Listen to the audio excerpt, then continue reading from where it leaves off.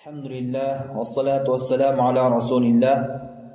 Урматтуу мусулман бир туугандар, иншалла жакынкы күндөрдө мусулмандардын чоң майрамдарынан бири болгон Курман айт майрамы келатат.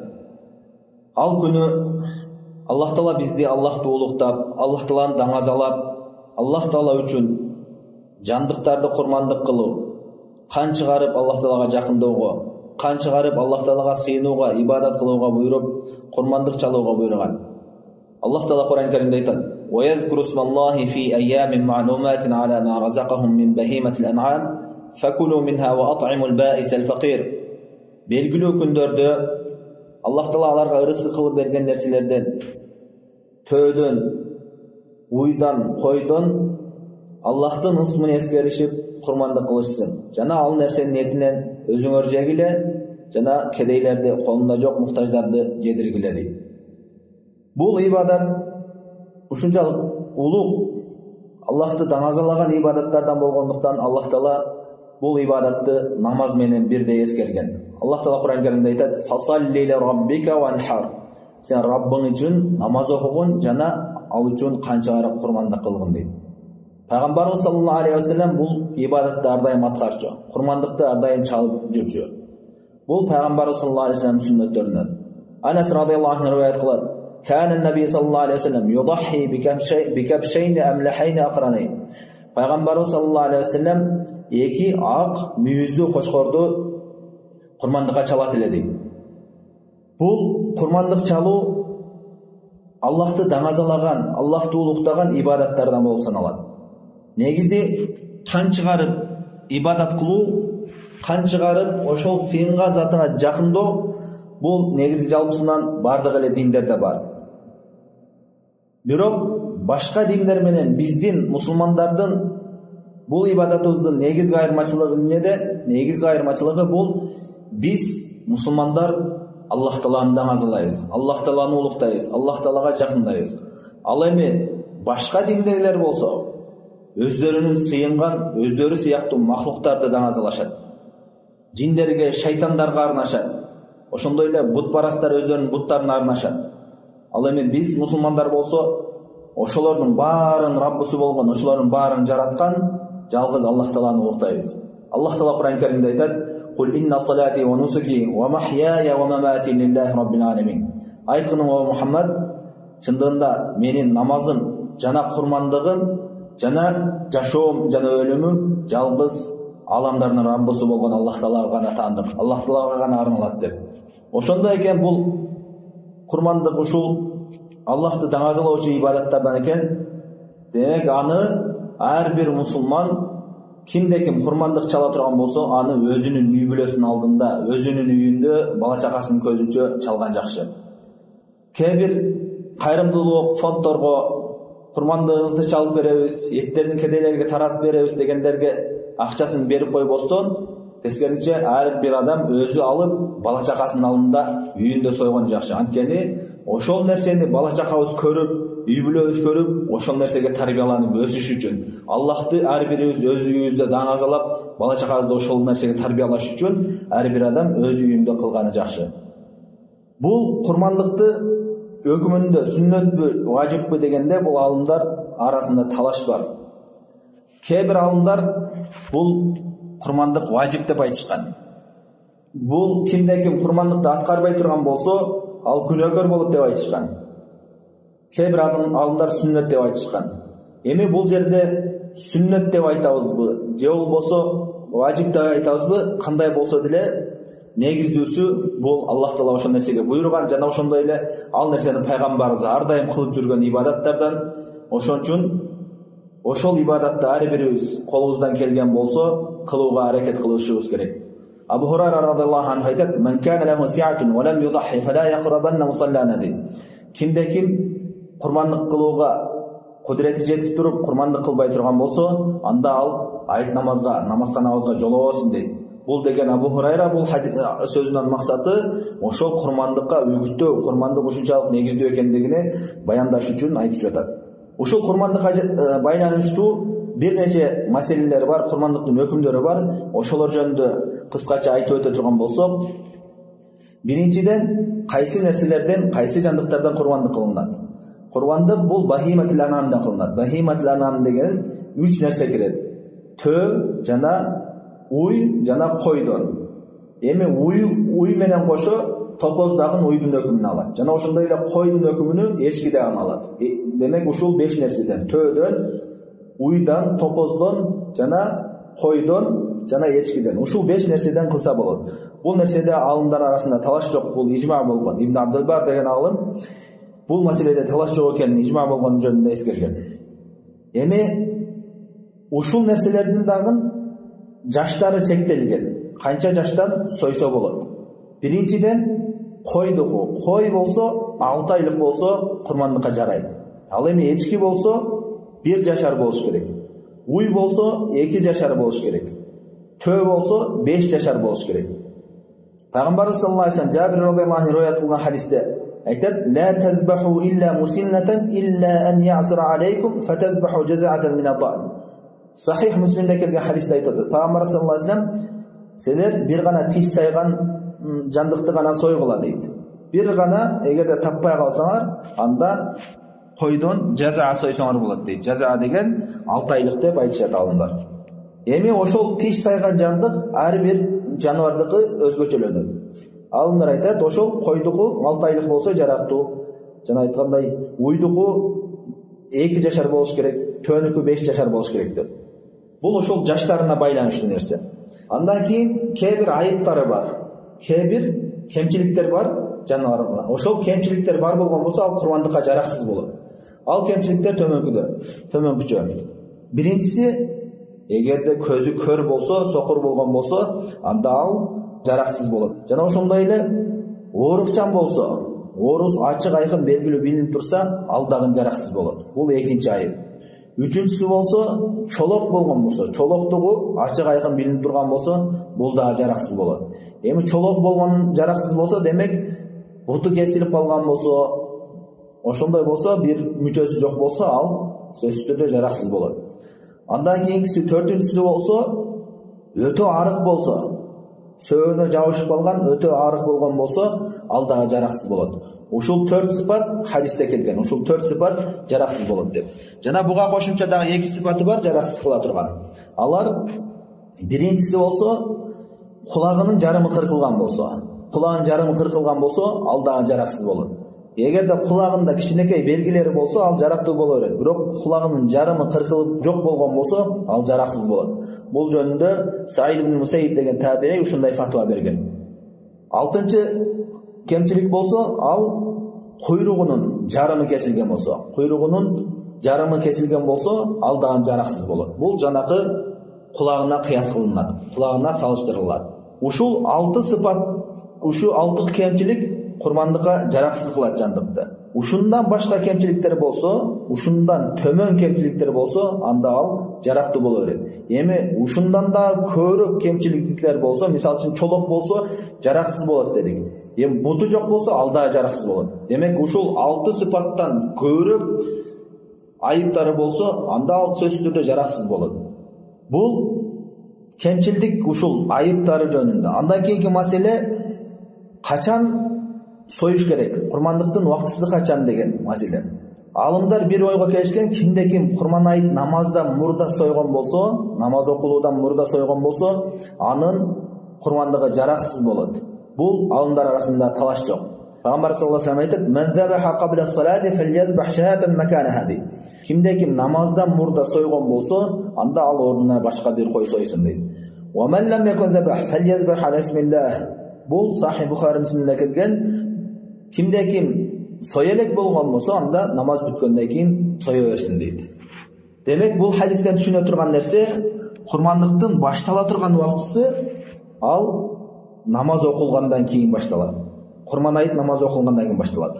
Бул курман айт окулуучу шаарларда, айылдарда. Эгерде кандайдыр бир жерде адамдар жашаган жерде курман айт намаз окулбай турган болсо, анда алар чамалашат. Ошол окуй турган шаарларды жакын жерлерди чамалашат. Кайсы убакытта окушат, окуу бүтүштү деп чамалап туруп, эгерде окуу бүтүлгөн болсо, анда алар деле сое беришет, намаз окушпаса деле. Ал эми курмандыктын акыркы убактысы, акыркы бүтө турган убактысы бул айт күнү союлат, айттан кийин дагы 2 күн союлат. Экинчи айт, 3-чү айт күн батканга чейин союлат. Ушул 3 күн курмандыктын убактысы.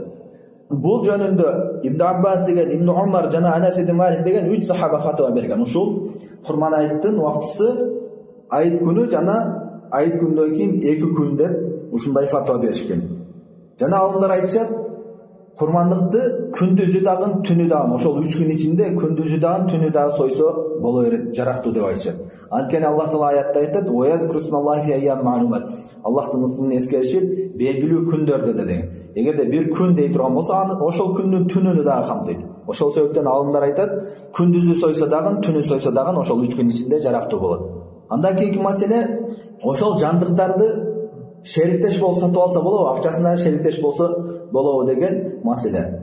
Шериктеш болуу маселесинде эки маселе бар. Биринчиси болсо акчасында шериктеш болуу, экинчиси болсо соонда шериктеш болуу.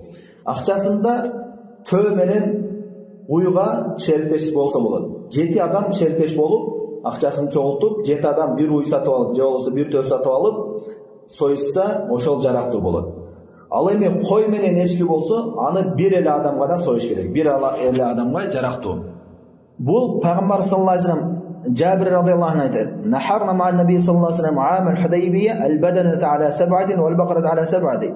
Sahih Muslim'deki hadiste Jabir radıyallahu anh aytadi: "Biz Hudaybiya günü Peygamber sallallahu aleyhi ve sellem menen töөнү 7 adam bolup soyduk" deydi. Жана ошондой эле уйду дагы 7 adam bolup soyduk deydi. Бул ушу акчасына шериктеш болот. Эми кээ бир адамдар ушундай кылышат, бир үйдө жашашса, мисалы үчүн 2 бир тууган жашаган болсо, же болбосо атасы менен баласы бир үйдө жашаган болсо, биз бир үйдөбүз деп туруп, бир койду экөөбүз акчабызды чогултуп, бир кой алсак болот деп союшат. Бул туура эмес. Бир үйдө жашаса дагы, ошол үйдө жашагандар бирөөсү гана акчасына сойсо болот. Бирөөсү гана союш керек, акчасыны бирөөсү гана чыгарыш керек. Же атасы, же баласы, же аялы. Үчөө бар акчасын чогултуп туруп бир курбандык сойсо, кой сое турган болсо, ал жараксыз.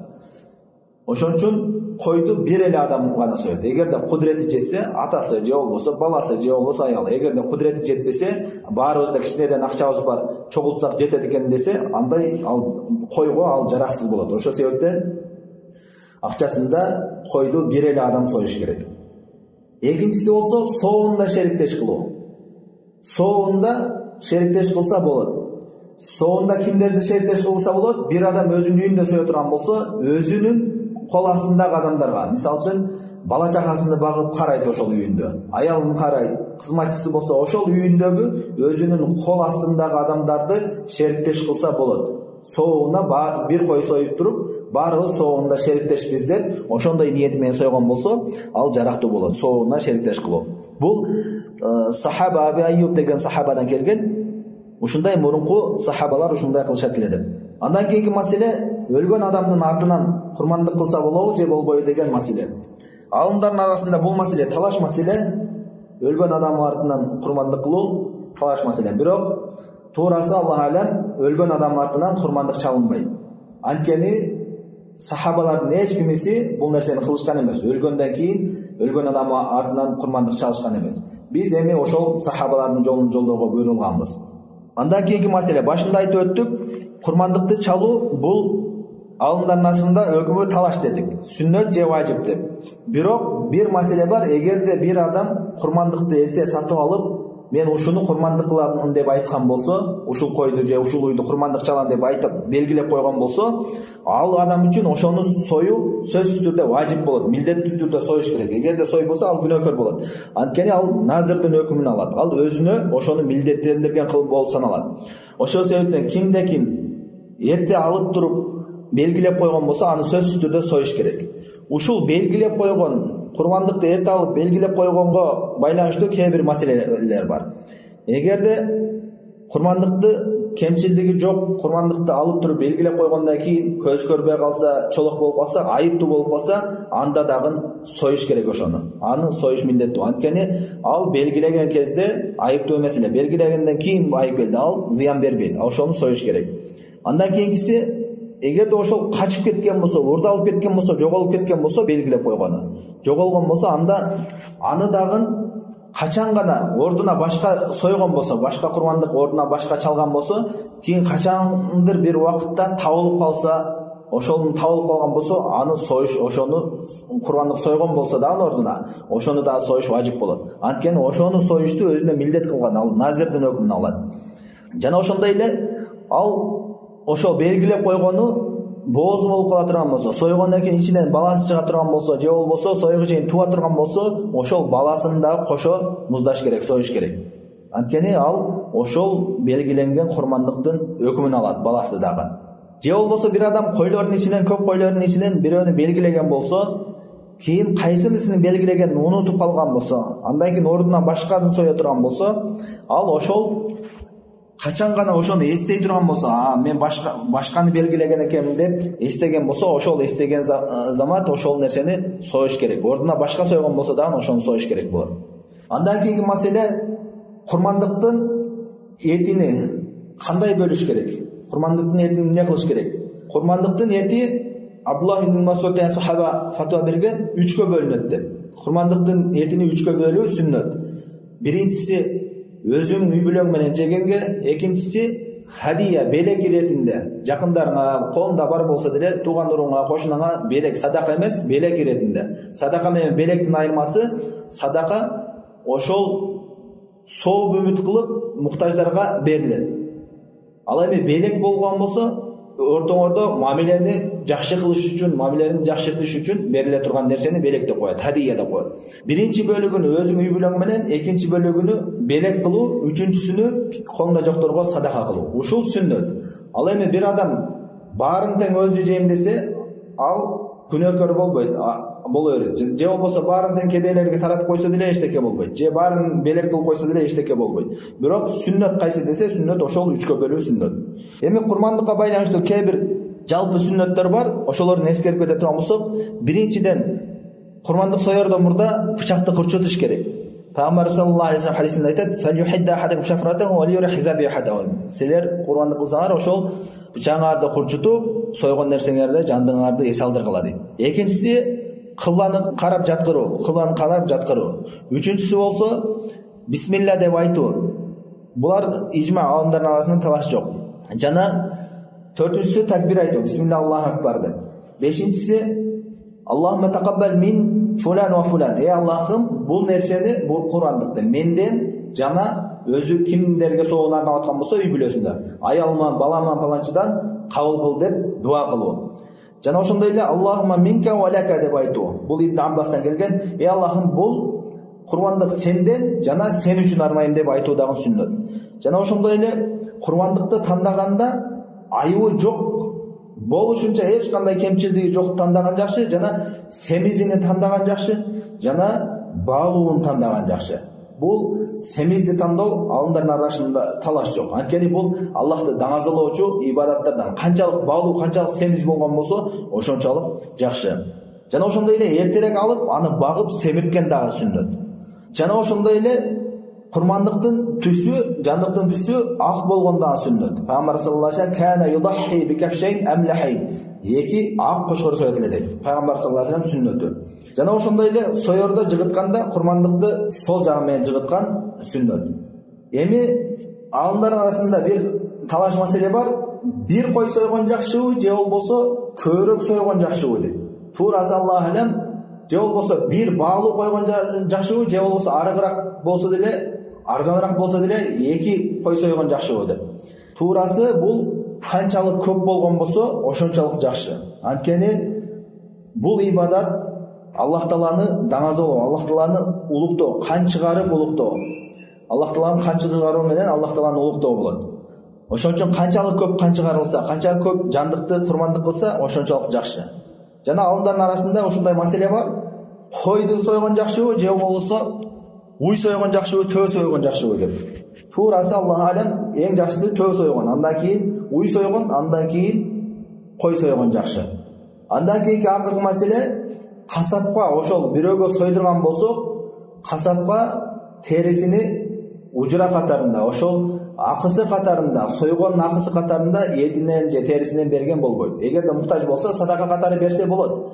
Бирок ошону сойгондун акысы деп берген болбойт. Пайгамбар саллаллаху алейхи вассалам бул нерседен кайтарган. Ушул курбандыкка байланыштуу негизги маселелер Аллах Таала баарыбызга ушул айтылган нерселерди пайдалуу кылган болсун. Саллаллаху алейхи ва саллям ала хайр халқи Мухаммад ва ала алихи ва сахбихи ажмаин.